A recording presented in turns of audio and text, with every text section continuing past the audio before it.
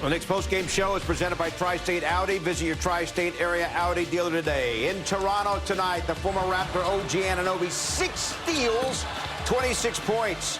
And how about Mikal Bridges? 30 points. That's his second highest point total of the season. 19 of the 30 come in the third quarter. And the Knicks blow out the Raptors 119-92. They've now won 4 games in a row. Great to have you with us back in New York. From our Delta MSG studios, Bill Pidto, along with Hahn and Wally Szczerbiak. In this game, the NBA, the turnarounds can be dramatic. But I don't know that we've ever seen anything like this, guys. The Knicks took their first lead of the game at 69-68 with about 4 minutes to go in the third quarter, Allen, and they ended up winning the game by 27 points. It's amazing. They outscored the Raptors in the second half by 31. Like, they were a different team completely, and it looked like making a couple of shots energized them and energized their defense, and it was they were stifling. That was a third quarter of boom that we haven't talked about in a while, a 27-4 run to close. The way Wingstop played, Anunoby, 5 dunks, 6 steals. Mikal Bridges, huge 20-point third quarter, and third time now in the last 4 games. In the 4-game winning streak, the Knicks have held an opponent under 100 points. The average opponent scoring in these 4 games is 88 points a game. Yeah, plus 31 in the second half. They were down 11 with 8 minutes to go in the third quarter. I'll one-up you one. 64-26 is the run they finished on for the game. I mean, that is domination. Just sheer domination. What's your favorite word? Boat race. Boat race. Absolutely boat raced them right out of Toronto. And this is with Jalen Brunson somewhat under the weather. Karl Anthony Towns does grab a season-high 22 rebounds, but scored only 8 points. This was on a back-to-back. I don't want to hear excuses about this team being, the depth, but tired. They're not tired. This team looks pretty good in this 4-game winning streak. 9 out of 11, they were struggling for a little bit, but now they completely flipped the script. Mike Brown, got through that tough part of the schedule, and this was a big-time character win with a bunch of guys stepping up. Mitchell Robinson out, Deuce out, and again, Towns and Brunson combined for 21 points. Yeah. And the Knicks still put up 119. Time now for our thrilling moment brought to you by FanDuel Casino. Get your thrill on, Wally. As Allen mentioned, the Knicks closed the third quarter on a 27-4 run. Yeah, it was lights-out defense leading to fast break, easy points. How about Shamet, by the way? Yeah, it was a little scary in that first half when he went down. Thought he might have pulled his groin, but he turned out to be fine. OG Anunoby sending a message to his old team and his old franchise. What a performance. That's now 3-0, Allen, against this Toronto Raptors team. Have blown them out of the water in every single game. You could see that the Raptors really want to get up for games against the Knicks. They really want to pick off a win. How about Towns hustling for that rebound? He had a 20 rebound and 22. That was a great hustle play there. Tyler Kolek, Wally, 10 assists off the bench. Awesome. You had to move some people up into the rotation. Are you going to be ready to play? Tyler Kolek was ready to play coming off the bench. Raptors are one of the top defensive teams in the league, too. They didn't look like it tonight. Especially guarding the 3, and the Knicks go 10 of 19 in the second half from 3. They got killed. Look at the assists. And look at the points in the paint. The former Knicks talked about how good Anunoby was against the Raptors. Emmanuel Quickly, the former Knick Eastern Conference Player of the Week, goes only 3 of 9 for 7 points. And R.J. Barrett from the floor, only 3 of 13.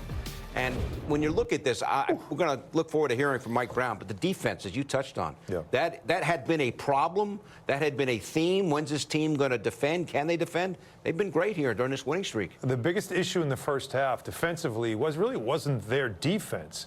They were fouling too much, and they were sending the Raptors to the line. They gave up 18 free throw attempts in the first half.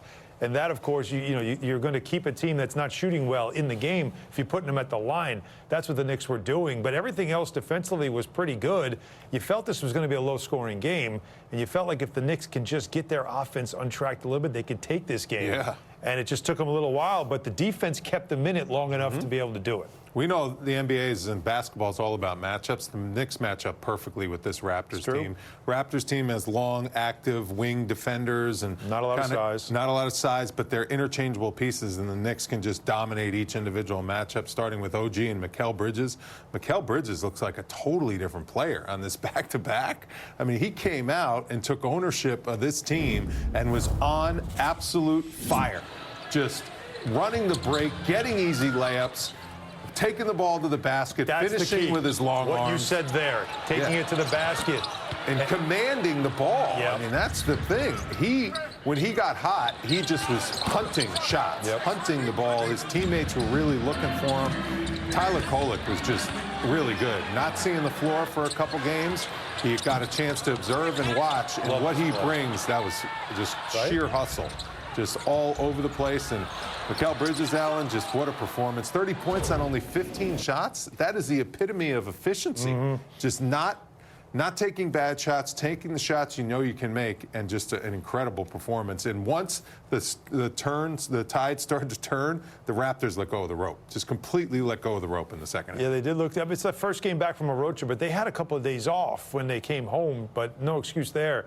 But with Bridges, it was like he really needed a game like this. Yeah. You heard what he was saying to Tyler and to Clyde about accountability and how he had to get his mind right. Wherever he wasn't in the right place. And that says a lot about him being introspective and maybe instead of pointing fingers saying, I got to be better. And he needed to have where he just started to feel rhythm. And I credit Kolek for seeing hot hand. Let me keep feeding it. Definitely. Because sometimes in this offense, guys can get lost. Yes. He did not get lost in that third quarter. You guys also have to mention Josh Hart, 22 points, hit 4 threes. Yeah. He was Let us now bring in Monica McNutt, help call the game on the radio on ESPN New York. Monica, how about that for a second half?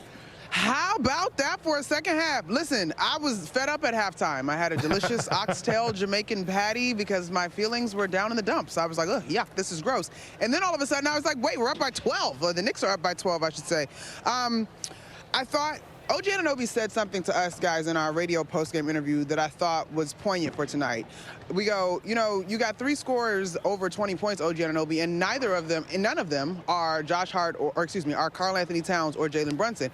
And he's like, this team has depth. We've got a bunch of guys that are capable of stepping up and impacting winning in different ways. And yeah, there's one ball, but when we are accountable and we share the ball with one another, good things can happen. And I thought that probably is right on line with what you guys were just talking about in terms of what Mikal Bridges said as well. Yeah, OG was all over the place, Monica, filling the box score in every way, shape, or form. Going back to play against Toronto, you can tell he is ultra motivated, and I think he helped keep the Knicks in the game in the first half with his energy at 3 big dunks, reminding everyone of how athletic he is and how versatile he is.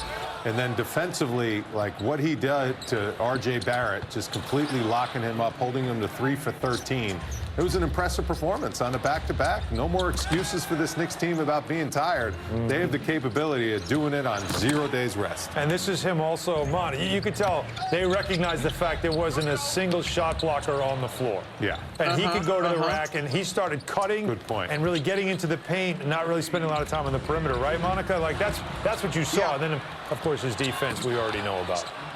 Yeah, I think the cutting in the third quarter, y'all, when they went on that run, that was the thing to me that opened up the game, right? And I think, Alan, you pointed it out pregame, that's a pretty solid defensive unit when they're at their best. And in the first half, it looked like their ability to push the Knicks back from that three-point line and to keep them uncomfortable outside of the three-point line and just meet with wingspans and physicality. Colin Murray-Boyles, who Paul Jones, the local broadcaster here, described as having countryman strength. Like, all of the things were working in the favor of the Raptors in the first half. But in the third quarter, when they started moving the ball and moving their bodies, and we know that is one of the ways that Mikal Bridges truly gets going, when he's able to find pockets off the cut. And of course, the 3-ball, we can add that for a cherry on top.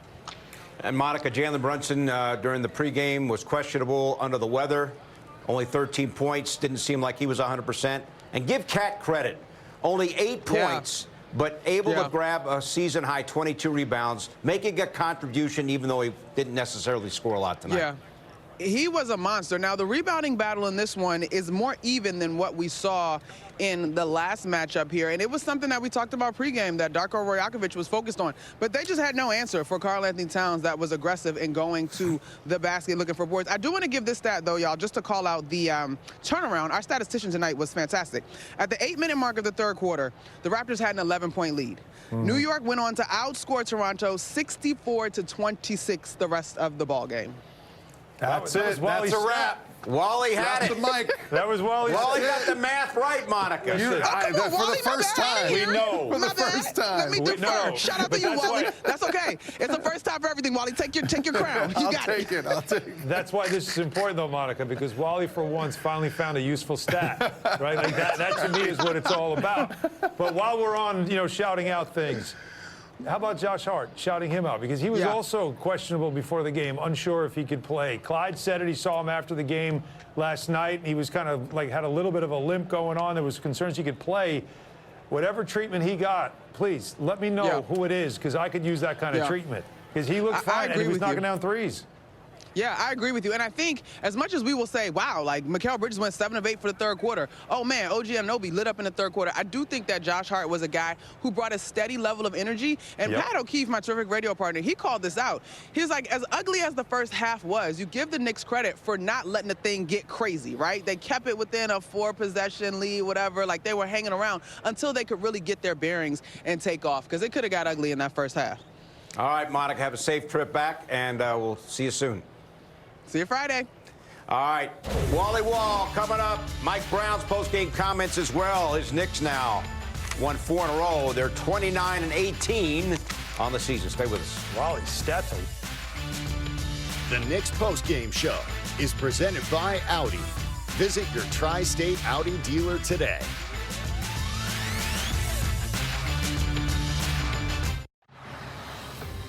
The Knicks win the second half 72-41 and win the game over the Raptors 119-92. Over to the Wally Wall with Allen and Wally, guys.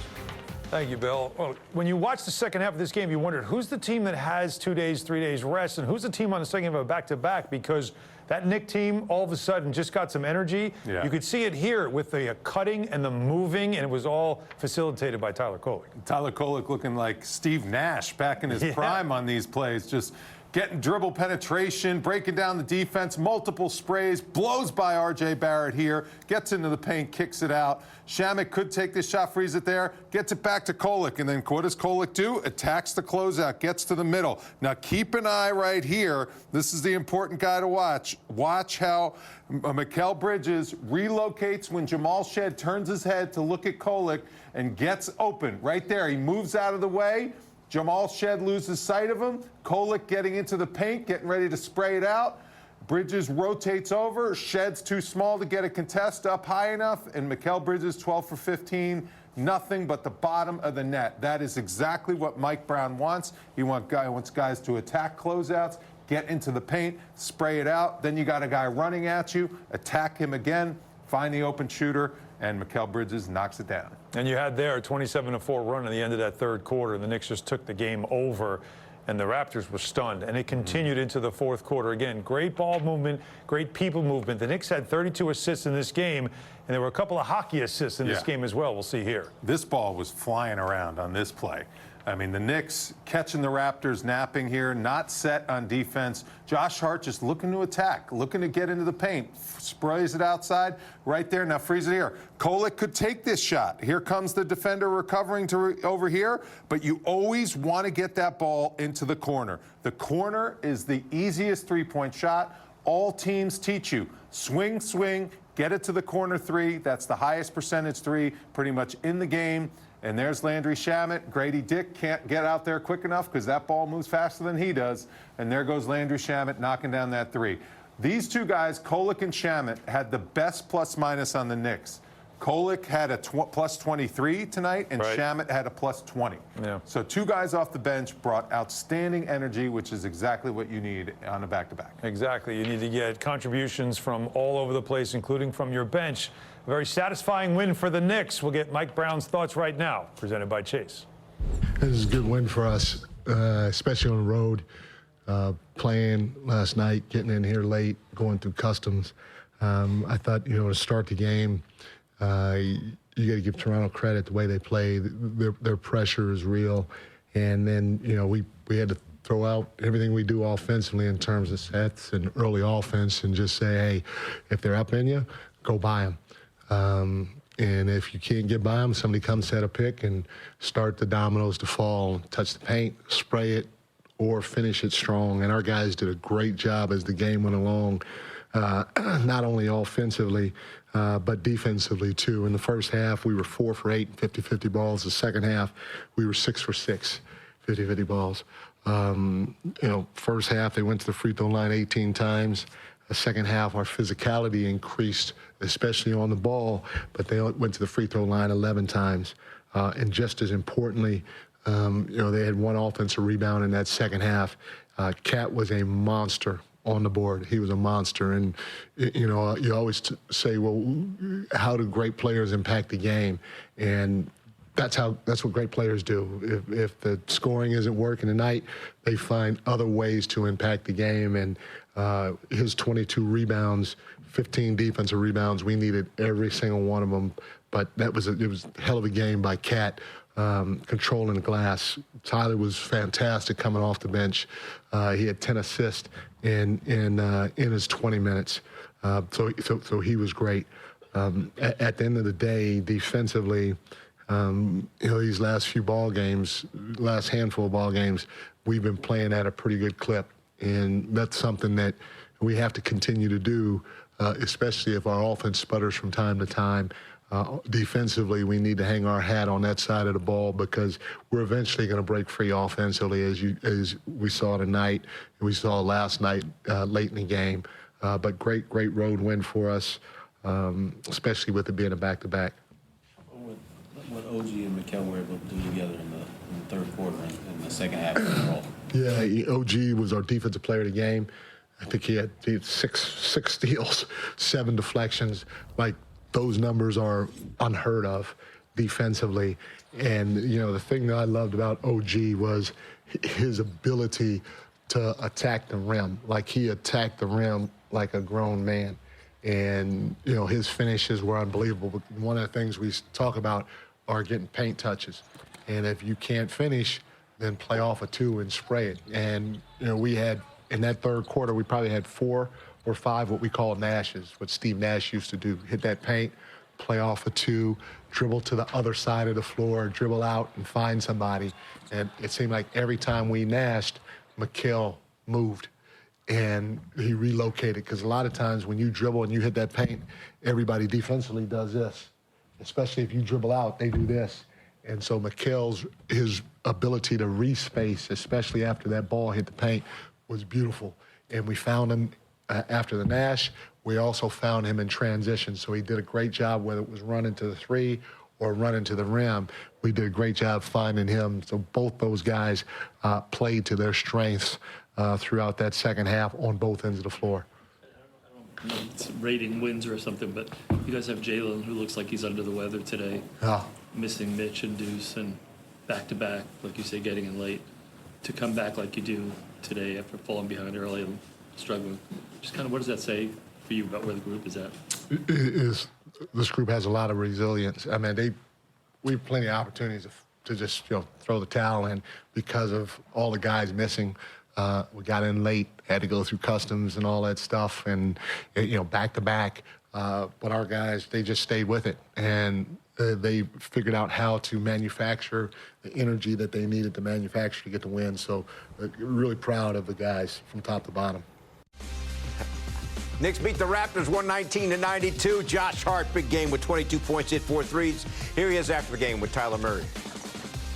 Felt like the team needed a burst of energy early on, and you found a way to provide that. What kind of changed the energy in this game back in your favor? I don't know. I think it just got that first quarter out the way. First quarter was tough. We felt like we were just kind of in mud. Body wasn't working. And I think second quarter, we were able to kind of get our bodies going, get warm, and, kind of play more so our brand of basketball. Back now from the corner 3 presented by Michelob Ultra Superior Light Beer. Alan, the Knicks were down by 10 after the first quarter. Yeah, they struggled early on. The shooting was bad early, but again, sticking with it because of your defense. The defense in the first half, they held the Raptors to 31% shooting. That is huge. They scored 51. The Knicks were only down 4 at the half. Once they kicked it into gear, it was night-night termite for the Raptors. Another Wallyism. Nightmare for the termite. I just love that he actually had a stat for us tonight, a useful stat. That's right. OG Anunoby, huge, 26 points, 6 steals, and 7 deflections as the Knicks win big. The Knicks postgame show is presented by Audi. Visit your Tri-State Audi dealer today.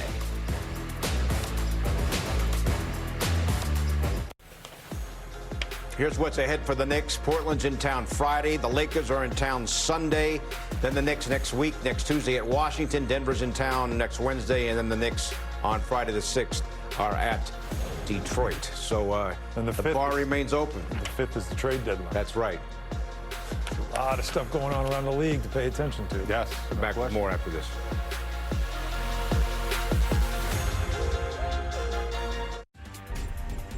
Wrapping up the Knicks postgame show. Knicks back home Friday night to take on Portland. Pre-game at 7, game at 7:30. You can also stream our coverage on the Gotham Sports app. Want more than just a postgame show? Link your eligible TV subscription to stream Knicks games free or subscribe today in the Gotham Sports app. Just go to gothamsports.tv to learn more.